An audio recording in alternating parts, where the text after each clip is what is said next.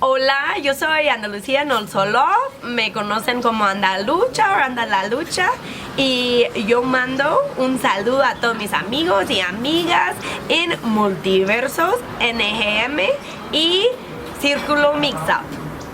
Andalucha, muchas gracias por esta entrevista. Platícanos un poco para la gente que no te conoce, tus orígenes en el periodismo y en la narrativa gráfica, por favor. Bueno, yo soy originalmente de Estados Unidos.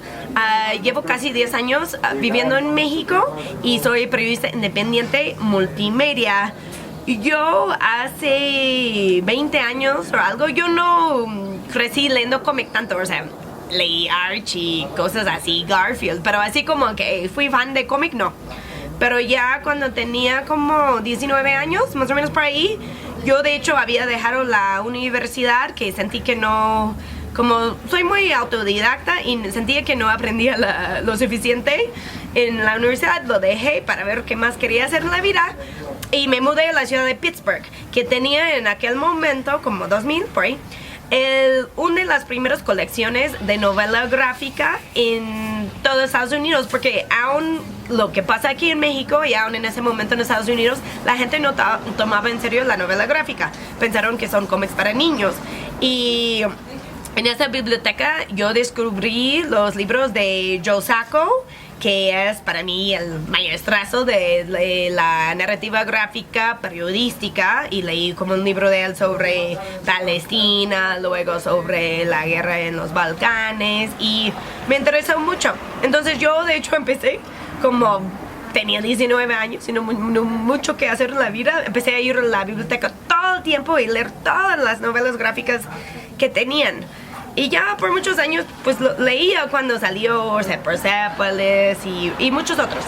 Hasta que ya en 2010 que vine a México pues a vivir y trabajar. Y siempre yo llegué y cuando llegué trabajaba yo más con radio comunitaria.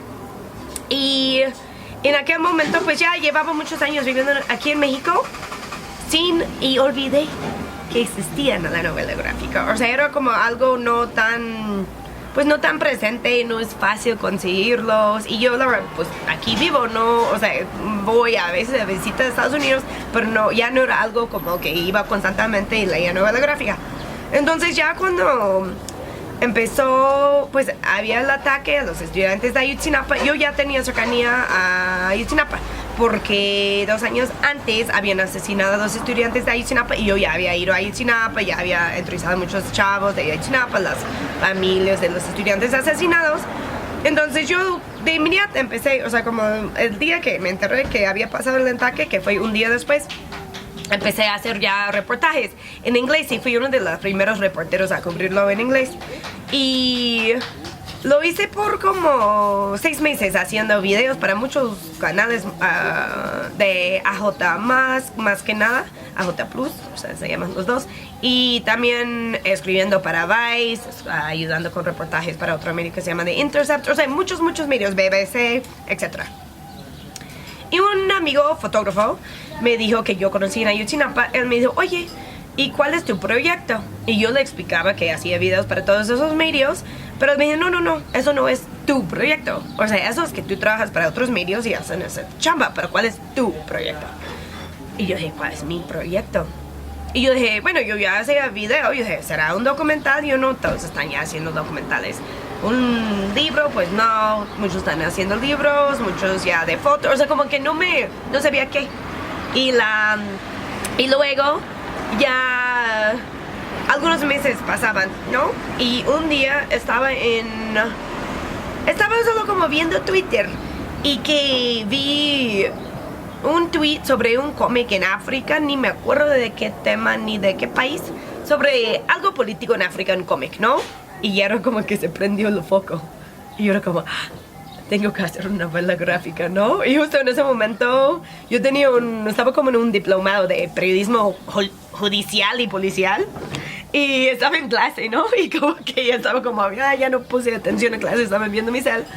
Y yo era como, ya no quiero estar aquí, ya quiero dejar todo y solo quiero dedicarme a la novela gráfica. Y dije, no, hay que terminar mi diplomado que lo terminé y ya empecé a buscar un ilustrador con quien colaborar, porque yo, bueno, siempre me ha gustado el arte, no solo como consumir novela gráfica, pero también yo hago grabado y, bueno, la fotografía y video también es un lenguaje visual, ¿no? O sea, porque... Por algo eres multimedia. Ajá, sí, o sea, sí soy reportera multimedia. Y no he hecho tanto, o sea, he hecho grabados y de temas sociales y tanto de desapariciones, de feminicidios, de migración, pero no al nivel de hacer un cómic, ¿no? O sea, ya ahí me di cuenta yo no podía hacerlo sola, entonces, pero como por mis redes, que sí ya estaba involucrado en el mundo gráfico, ya busqué y empecé a trabajar con un ilustrador que se llama Javier Corro. Y ya él y yo empezamos a trabajar y yo no tenía ni idea de cómo hacer una novela gráfica. O sea, leerlo no significa lo mismo de hacerlo. Ni él, pero ya poco a poco empezamos a leer más. Encontré algunos libros muy chidos de cómo hacerlo. Empecé a escuchar discursos de Joe Sacco, de qué piensa, ¿no? Cuando él lo hace. Y ya tardamos como... casi un año creo en sacar un primer capítulo, de ver cómo hacer el guión bien, quién lo entinta, y nosotros lo imprimimos. Era el fanzine que se vendía en algunos un fanzine, eventos, ¿no? Que todavía tenemos copias, pero sí que era como un primer capítulo y que fue una colaboración y que ahí una cosa también fue difícil porque ese primer capítulo fue el ataque, donde hay muchas más cuestiones que respuestas, ¿no? O sea, más preguntas. Entonces... pues de ahí ya agarramos la onda un poco más y ya como las cosas fluían más y más, pero este proyecto también siempre ha sido autogestivo. O sea, en un inicio trabajamos como sin pago, ¿no? Pero eso significaba que todos tenían que trabajar en otros lados, ¿no? Entonces yo en un momento me di cuenta que nunca íbamos a lograrlo así, o sea, porque iba a tardar demasiado tiempo. Y tampoco quisimos pedir como becas, bueno, yo no puedo porque no soy mexicana, pero pedir becas como de Fonca, porque nos hicieron como un poco hipócrita pedir dinero del gobierno para cubrir un caso de que es un crimen de estado del gobierno. Entonces, de ahí, pues yo empezamos a vender mezcal de los familiares, empezar a vender los fanzines, los stickers, pero aún sí eso no iba a alcanzar. Entonces ya yo por fortuna, que yo trabajo en video, a veces es como que puede ser bien pagado, depende del canal por lo cual trabajo. Entonces yo trabajaba doble, triple para todos esos años poder juntar suficiente dinero para pagar el equipo que ya formamos, parte del proyecto, y hacer el proyecto, ¿no? Y todos reconociendo que en un momento ya éramos como casi 9 trabajando, que voy a explicar cuáles son los papeles de todo. Pero yo creo que muchos sí sabían que quizás podían ganar más dinero en otro lado y tampoco quizás trabajaban tiempo completo, pero lo hicieron porque crearon en el proyecto. Ajá, sí. Ellos trabajan en el proyecto, ellos también trabajaban en otros trabajos, ¿no? O sea, algunos trabajan en una galería, otros trabajan en un estudio de diseño, otro trabajaba en otro taller de cómic. No, pero ya que después de 2 años trabajando en el proyecto y también era... ¿Y quiénes eran? A ver, ¿quiénes iban? Sí. Ahorita, mira, voy atrás un momento. Ok, entonces, ya que empezamos y trabajé con Javier Corro y también a Abril López, Emerson Valderas, Ana Correta, pero varias de esas personas ya que se fueron a vivir a otro lado o que por razones... Porque sí es un proyecto muy difícil, o sea, muy como que también, es muy... ¿no? Es gastante y es muy difícil emocionalmente, ¿no? O sea, es un caso muy violento y con muchas emociones. Entonces, pues, algunos como dijeron que quizás este proyecto, también porque sí se alargaba mucho, tanto porque es un proyecto muy, muy, muy complejo y por otro, por ser autogestivo, o sea, tenía que yo trabajar en otros trabajos para tener dinero para pagar, pero eso significaba que yo también era más lento en hacer el propio guión, ¿no? Entonces ya en un momento ya como el equipo de inicio ya dejó el proyecto y menos que Anaí Hernández Galaviz, ella en un inicio solo colaboraba más con la edición del primer fanzine y ella ya es como muy clave en el movimiento fanzinera en México. y ya ella empezó también a dibujar y a hacer tintas. Entonces ya pasó un rato de tiempo y ya armamos nuevo equipo con Marco Parra, un joven muy talentoso que pues nunca había hecho un proyecto así de grande, ¿no? O sea, creo que cuando empezó con el proyecto tenía 21 años, ¿no? Es la edad que muchos de los chavos de Ayotzinapa tenían, ¿no? O sea, como que son del mismo año. Y él, entonces, cada página, vamos a ver una página aquí de... ¿Y cómo elegiste a Marco Parra? Bueno. Porque también cuando tú estás haciendo un guión, sí, piensas qué estilo de dibujo quieres, ¿no? Claro. O sea, una cosa fue que querer así un estilo realista, ¿no? O sea, más o menos realista, pero tampoco un estilo de superhéroes, ¿no? O sea, como que esos son hechos reales y no me parece necesario no está adornado, mostrar las personas como así musculosos, las mujeres muy idealizados y así. Entonces, Marco llegó a querer ser parte del proyecto y aún si no estaba convencido un poco y dije, ay, es muy joven, no tiene tanta experiencia, pero en el final también es muy, no solo su nivel de dibujo y como su nivel de perspectiva, pero como también es muy dinámico sus dibujos, ¿no?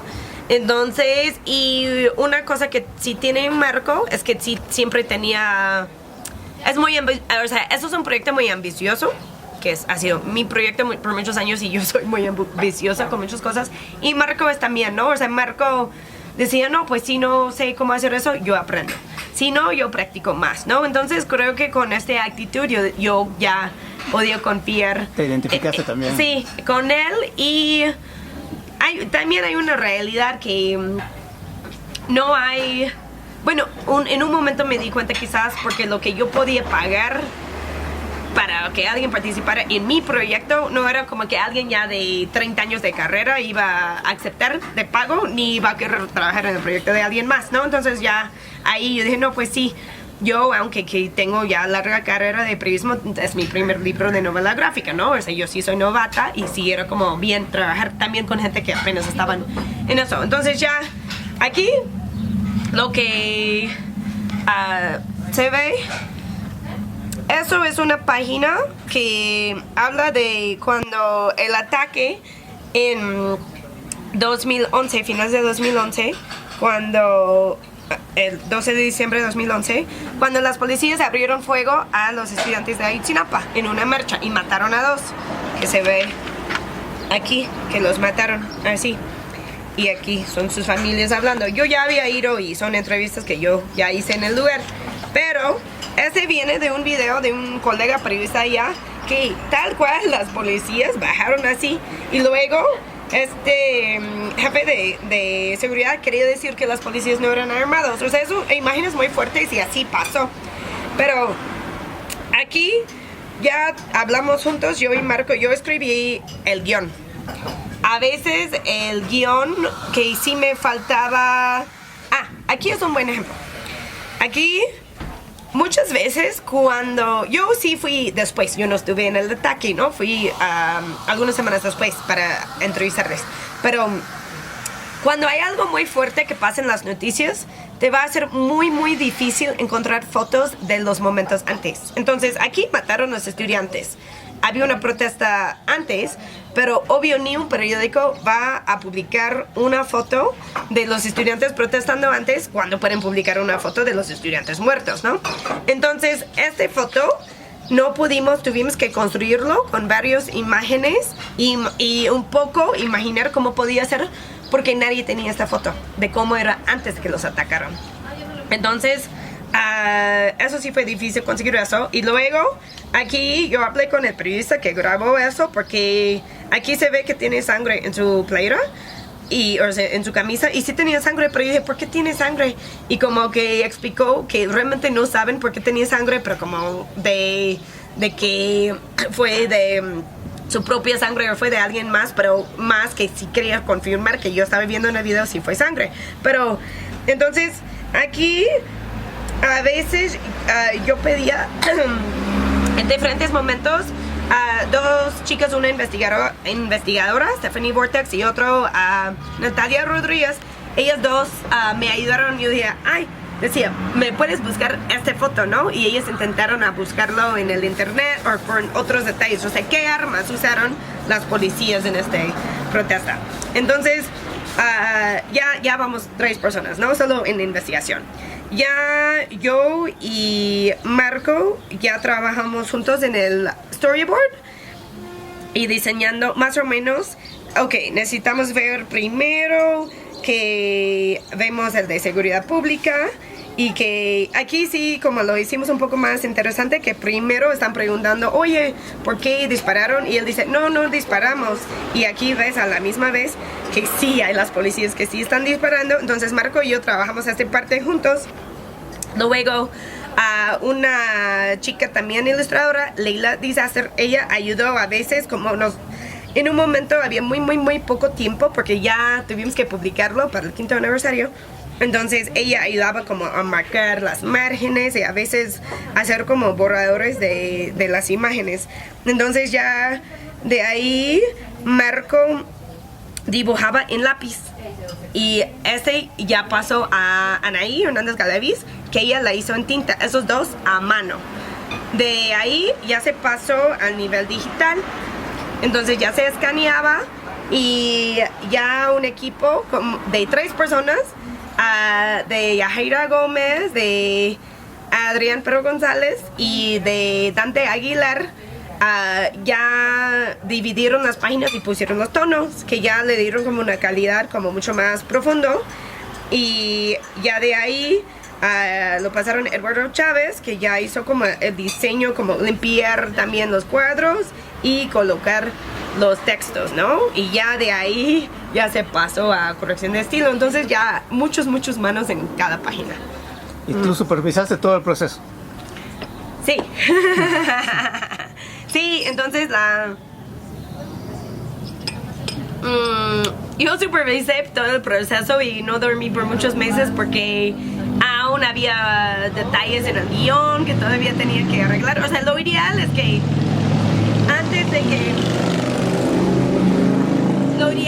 antes que trabajas en un proyecto que ya tienes un guión completo, que nunca tenía yo completo en un inicio.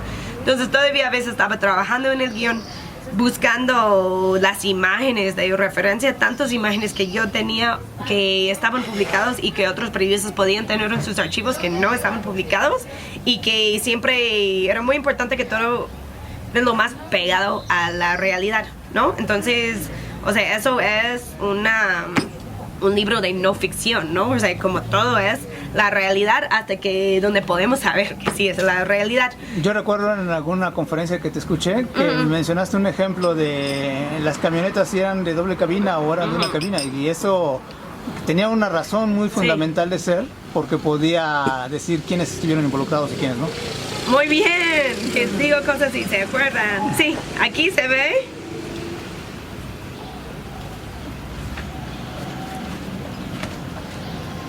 Esa página, bueno, aquí se ve la policía, la patrulla, que fue la primera patrulla que bloqueó el camino de los estudiantes. Y había otras patrullas también, ¿no? Y no supimos que eran doble cabina o no.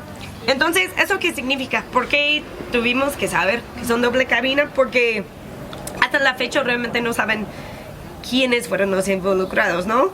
Porque pudieron ser, habían policías de Iguala, había policías en un momento de Huitzuco y Cocula, que son 2 lugares cerca de Iguala, hay policías estatales, también puede ser que había federales, militares, judiciales, o sea, hay tantos tipos de policías y agentes del Estado y que usan vehículos diferentes, ¿no? Entonces una cosa que pasó fue que yo checaba muchos videos y investigaciones viendo, pero ves, así la patrulla pasa rápido, ¿no? Y como que no podía saber que era doble cabina, ¿no? Y yo llamaba a los estudiantes y una cosa muy difícil de hechos violentos, o sea, tú estás preguntando detalles que pueden parecer muy absurdos, ¿no? O sea, son estudiantes que desaparecieron sus compañeros, que les dispararon a ellos, que están viviendo una situación muy difícil. Tú dices, oye, pero era doble cabina. Es como, ¿por qué me preguntas eso? ¿No? Y ya explico por qué. Entonces algunos estudiantes me dijeron que sí y otros dijeron que no. Y al final ya pude saber, preguntando a los expertos que investigaron el caso, que fue una de las cosas que no pudieron saber. Entonces no solo fui yo, fue como algo que no sabían. Pero también cuando empezamos con el primer capítulo no había casi nada de información sobre eso. Y solo las entrevistas, algunos que yo había hecho, otros que ya había escuchado de otros periodistas, y que ya en el final, 5 años después, ya han hecho exposiciones de Forensic Architecture enorme, hay videos en internet de así pasó y así pasó, que nos ha ido en un lado porque ya, como cambiamos de ilustradores, ya quisimos tener pues un estilo uniforme, ¿no? Entonces como con un estilo uniforme tuvimos que redibujar mitad del libro. Y entonces ya cuando redibujamos, usamos algo del storyboard antes, pero ya pudimos ya usar esas referencias, todos que habían salido, que no usamos la primera vez. Y es que en todo este tiempo también fueron saliendo datos nuevos, que como dices, vas haciendo un guión, pero también se va modificando conforme sale información nueva que pueda de alguna forma tumbar lo que ya había antes, pero al mismo tiempo pues contradicen la famosa verdad histórica, ¿no? Y todo sí, claro, y aquí tenemos de hecho la verdad histórica, que según AMLO hace 2 días que no es un crimen de Estado, que él dijo eso cuando fue a Guerrero, pero aquí tenemos un capítulo, aquí se llama La verdad histórica, ¿no? Y ¿dedicado a Caram? sí, y eso es de Caram. Aquí empieza que van a Los Pinos y hacen acuerdos con Peña Nieto y que firman. Y eso es todo lo que dicen con los padres, con Peña Nieto. Y de ahí ellos dicen que siguen buscando justicia. Otra cosa fue muy clave, fue como tener un calendario o cronograma de todo lo que pasó en el caso, ¿no? Porque el mismo día que fueron con Peña Nieto, pocos días después, detuvieron a Barca, el alcalde, y su esposa de Iguala, según en la Ciudad de México, ¿no? Y aquí es como un ejemplo de detuvieron ellos adentro y no había muchas imágenes de cómo es adentro ni afuera, entonces son aquí donde en vez de poner mucho detalle, ¿no? Es como solo gris y blanco, porque solo supimos que la policía llegó según a la casa y hay como algunas cosas que uno tiene que hacer de la imaginación, ¿no? Y ya aquí tenemos que... Pero bueno, ahorita lo que dijiste me pareció muy interesante. Cuando no te consta algo, entonces por eso no ponen los fondos con detalles, porque de alguna manera para no dar una información que es falsa si no te consta, ¿no? Sí, o sea, una cosa, bueno, hay una realidad que no saben, hay muchos que dicen quizás que no fueron detenidos en la Ciudad de México, que eso no nos metimos tanto, ¿no? Pero más como que no tuvimos exactamente cómo era el lugar.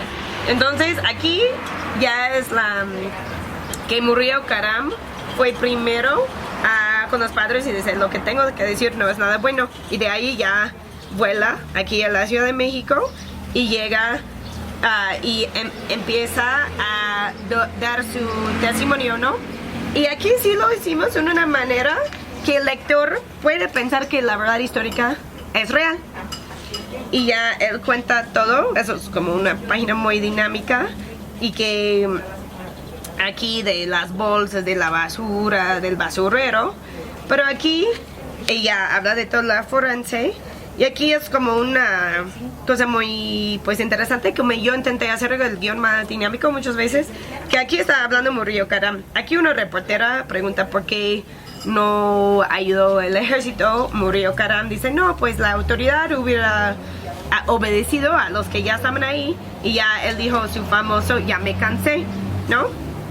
Entonces de ahí vemos como que hay personas viendo una pantalla y esos son los normalistas viendo una pantalla, y que aquí vemos a ellos, ¿no? Es pura pendejada lo que dice, ¿no? Eso sí es donde una entrevista que yo hice con uno de los chavos y ya fue que ellos dijeron hay que responder, y justo fue después de eso como Murillo Caram dijo pues que ya había asesinado, no, o sea, que habían asesinado y quemado a los estudiantes, ellos dicen, pues, si ustedes dicen que quemaron a nuestros colegas, pues quemamos tu palacio. Y aquí ya vemos que están así llenando un molotov y ya lanzan los molotovs al palacio. Wow, muy intenso. Sí.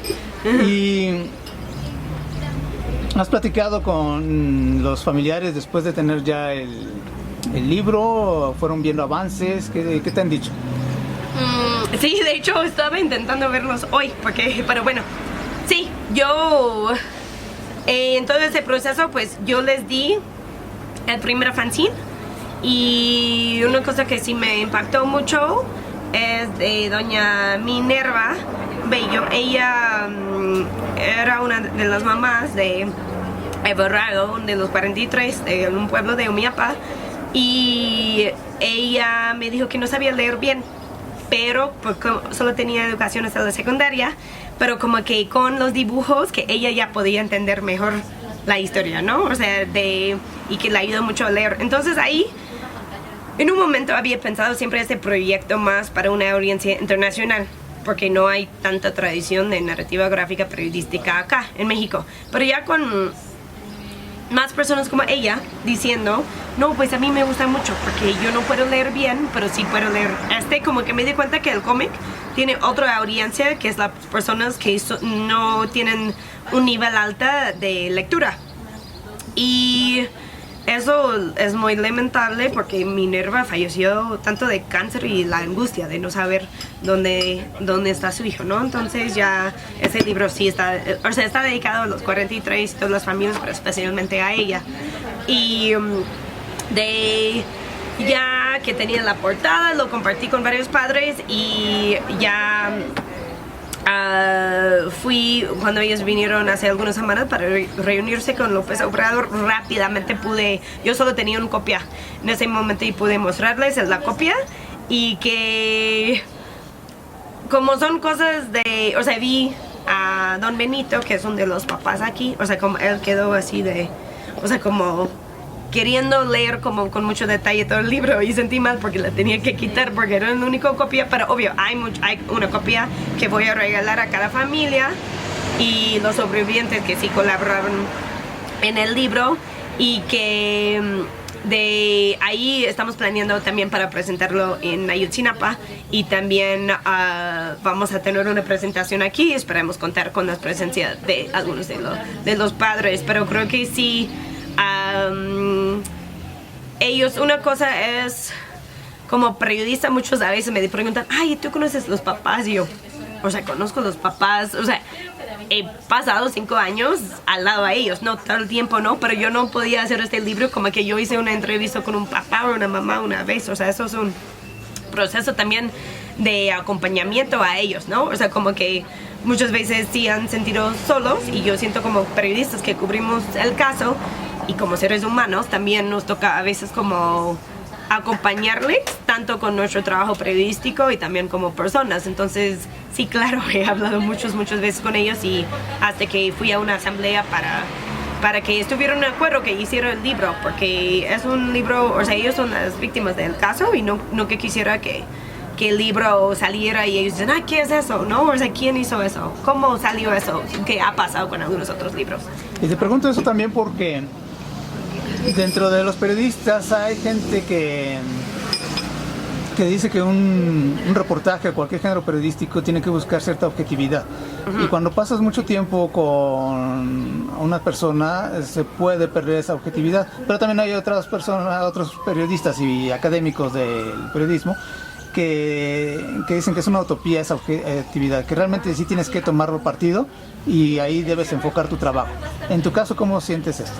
Yo no siento que existe la objetividad, ¿no? O sea, muchas veces las personas dicen que, ay, sí, el periodismo objetivo, pero el periodismo objetivo normalmente es dar la perspectiva desde los que están en el poder, ¿no? O sea, muchas veces es como de quién tiene el poder más, es un hombre rico, blanco, que no siempre es el caso en México, pero digo como que es dar perspectiva a los...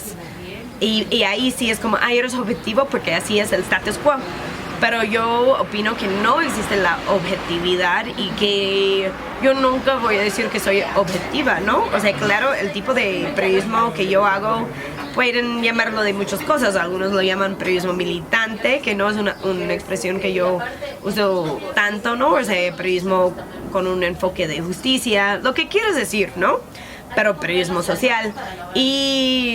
Pero para mí, lo que sí es hacer periodismo más basado en la verdad, pero yo siempre, obvio, me hago el enfoque a qué testimonios quiero yo usar, ¿no? Entonces eso es un libro basado en los testimonios de los padres, de las madres, de los sobrevivientes, ¿no? Y sí, incluyo las palabras de Murillo Karam, incluyo las palabras de Peña Nieto, ¿no? O sea, sí, de Osorio Chong, incluyo las palabras del gobierno. Pero obvio el enfoque es mucho más en los que sí están los más afectados de este horrible ataque y esta violencia. Y pero eso no significa que estoy poniendo mentiras en mi libro, porque yo intenté hacer todo lo más clavado a la verdad que yo pude entender que es la verdad posible. ¿Y qué tan fácil o difícil fue el acceso a los peritos que manejan como datos fríos? A los peritos, pues, con...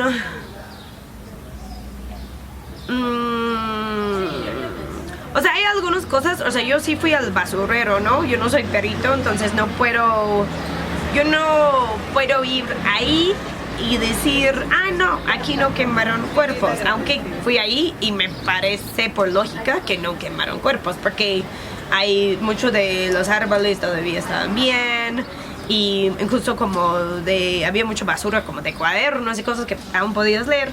Pero aparte de eso, yo con un grupo de periodistas fuimos pocos días después del anuncio de Murillo Karam, o sea, menos de una semana, y estaba abierto el basurero. Y luego el gobierno dijo que ya encontraron más balas y más cosas en ese mismo basurero. Entonces una pregunta, ¿cómo podemos confiar en el análisis forense de un gobierno que ni conserva la supuesta crimen o escena de crimen de uno de los peores crímenes en la historia de México, que no conservaron el lugar, ¿no? Entonces yo no necesito ser perito para saber que hay algo muy raro ahí. Toda la evidencia en todo el proceso ha sido manipulada también, y diferentes grupos, peritajes incluso. Sí, entonces, y yo siendo periodista sé que una de las cosas que falla más que nada en este país son los peritajes, ¿no?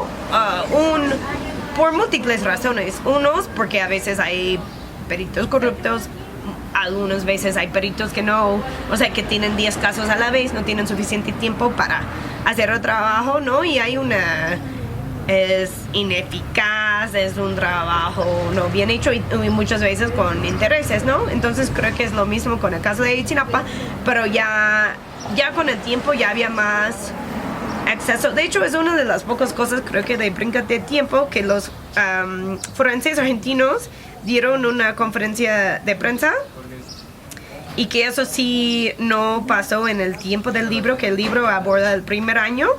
Pero yo, como esta investigación sí pasó en el tiempo del primer año, lo incluí, aunque la conferencia de prensa era después. Pero ellos explican porque, aunque que encontraron, o sea, explican cómo funciona el trabajo que ellos hacen. Y ya explican que, aunque están de acuerdo que un hueso que sí encontraron sí pertenecía a Alexander Mora Venancio, uno de los 43. Ellos dijeron que no estaban cuando el gobierno recogió este hueso y que no pueden confiar que sí vino del basurero, y que el hueso no puede ser como evidencia de que todos los normalistas también fueron asesinados así.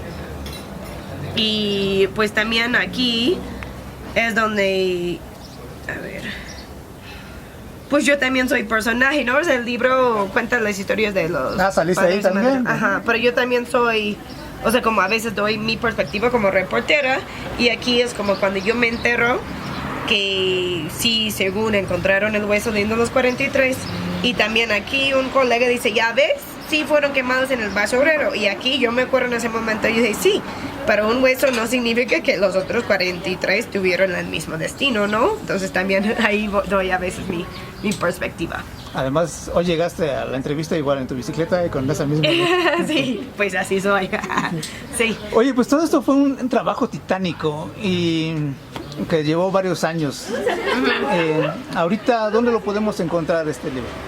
Sí, el libro se puede encontrar en librerías en todo el país, desde que las librerías más grandes, Gandhi, Sótono, Péndulo, Sanborns, en las ferias del libro, pronto estará en el puesto de Penguin Random House en Phil, Guadalajara, o cualquier feria del libro donde está Penguin, que están en casi todos. Vamos a hacer una presentación el 4 de diciembre de 2019 en la librería de la Fondo de Cultura Rosario Castellanos, que está en la Condesa, a las 7 de la noche. Y también se puede encontrar en línea, está digital, y también se puede pedir de Amazon, que a través de la página de Penguin Random House, y buscan así, vivos se los llevaron. Ahí lo pueden encontrar, y también también lo vamos a distribuir vamos a hacer muchas presentaciones, nos interesa mucho ir a muchas partes de Guerrero y también Veracruz, Michoacán, Chiapas, de muchas otras partes del país, Tijuana, Monterrey, y esperemos también a otros países, y que pronto saldrá en el próximo año también, que saldrá en inglés y quizás en italiano, francés, náhuatl, que saldrá en Sudamérica. O sea, eso es el siguiente fase del proyecto. Y también en otras librerías chiquitos, ¿no? Como pronto estará en Global Comics, que está dedicado a la novela gráfica cómic, y pues en varios otros librerías chiquitos también. Librería Ríos. Y no sé si para continuar todo este seguimiento, supongo porque todavía da para mucho, ¿tienen redes sociales especializadas para seguirlos? Sí, claro. Sí, tenemos redes sociales, de que si buscas en Facebook, buscas Vivos se los llevaron, y luego Alive You Took Them, que es ¿En inglés? En inglés, porque siempre ha sido pensado como un proyecto bilingüe. Los puedo pasar, ¿no? Para que pueden, no sé qué tienen manera. Ajá.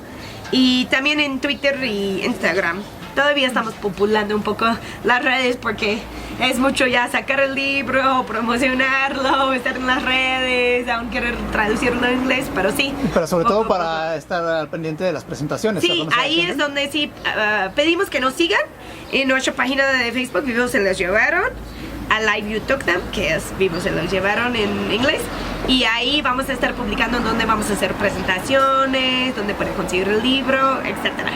Y para seguir tu trabajo independiente. Sí, y para seguir mi trabajo me pueden seguir en todas las redes sociales, en Instagram y en Twitter soy Andalalucha, y en Facebook también pronto tendré una página también donde me pueden seguir Andalalucha.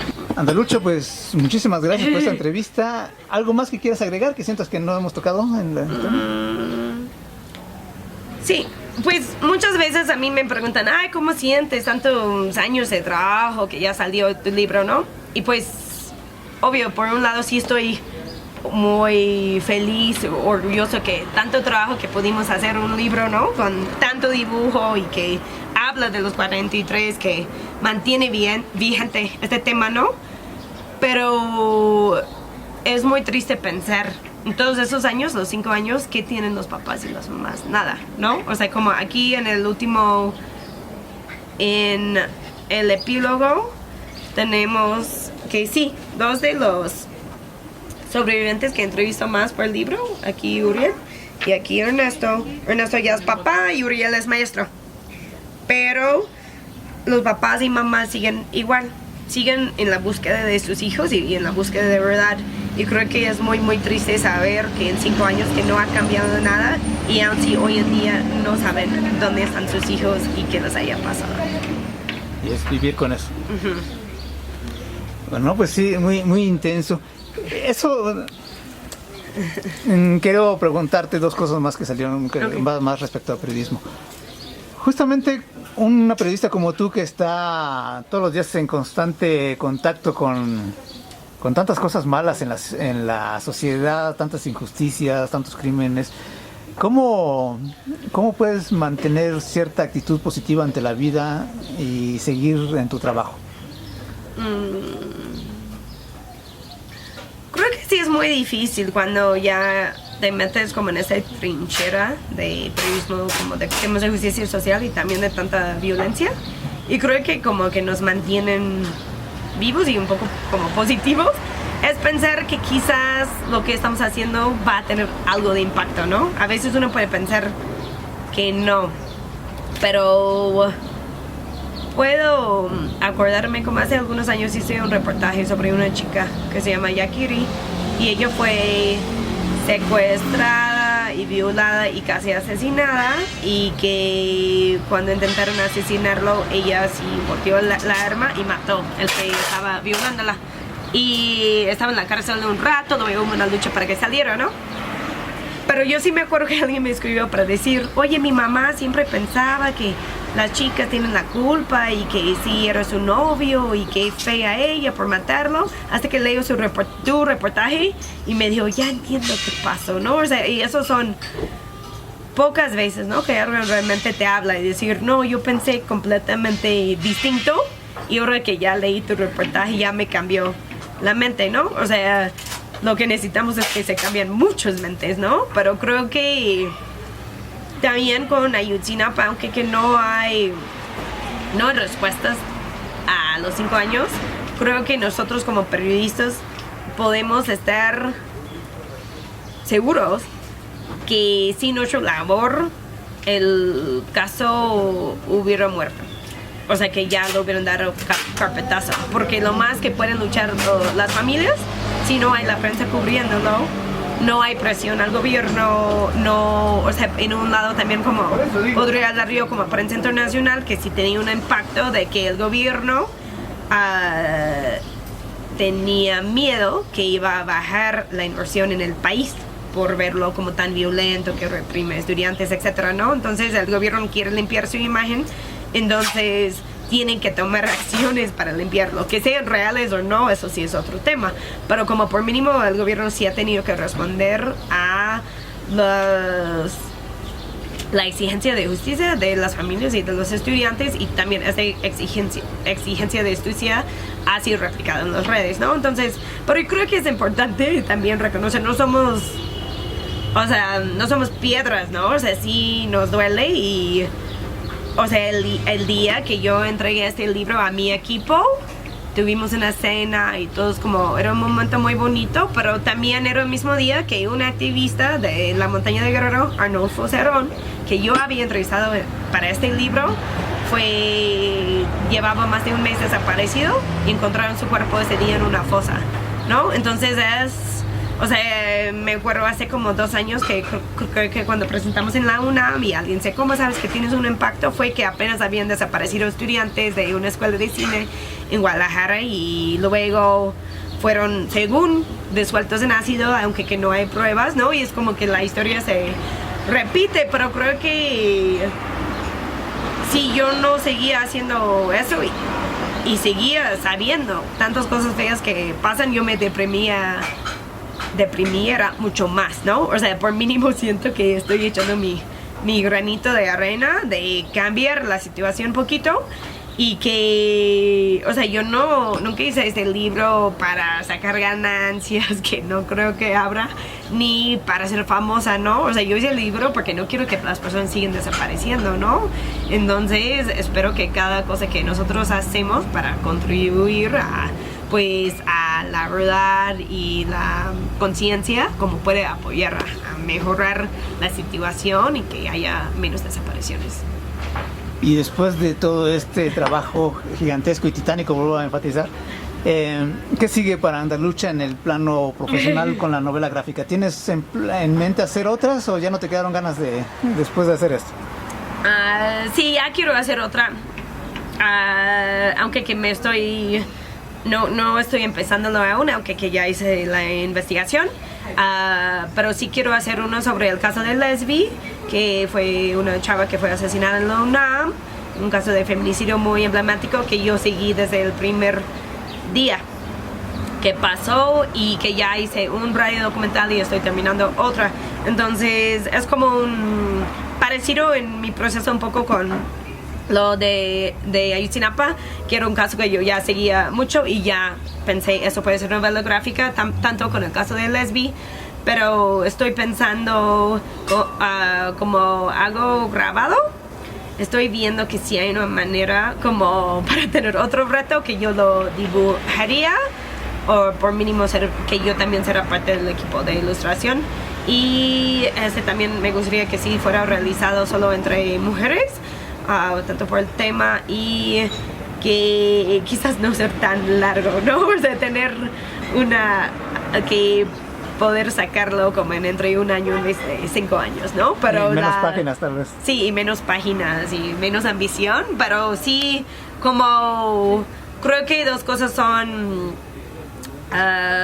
tres cosas profesionales. Una es ya querer sacar este libro en muchos otros idiomas y poder llevarlo a otros países después de llevarlo a muchos lugares en México, y que lo llevamos a lugares donde no hay un Gandhi, un Sótano, un péndulo, ¿no? O sea, lugares donde no hay librerías, a lugares rurales en México que muchas veces están olvidados, donde no hay internet, donde no hay teléfono, porque esos son los lugares que están en ese libro. Y que también yo por trabajar tanto en Guerrero ya empecé como a hacer otros reportajes de Guerrero. Estoy terminando un documental ahora sobre la amapola, porque hay toda dos regiones de Guerrero que dependen de la venta de amapola, porque son lugares muy pobres donde es muy difícil que viven de su cultivo de maíz, y que la amapola les ha dado como otro ingreso.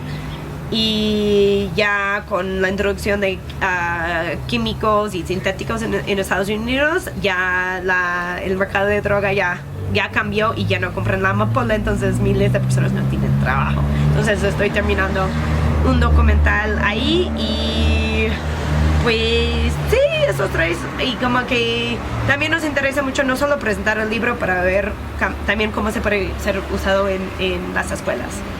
Muy bien. Y ya por último, ahora sí te lo prometo. Pero esta pregunta va más dirigida para los estudiantes de periodismo. ¿Qué podrías recomendarle a algún estudiante que quiera ser un periodista freelance?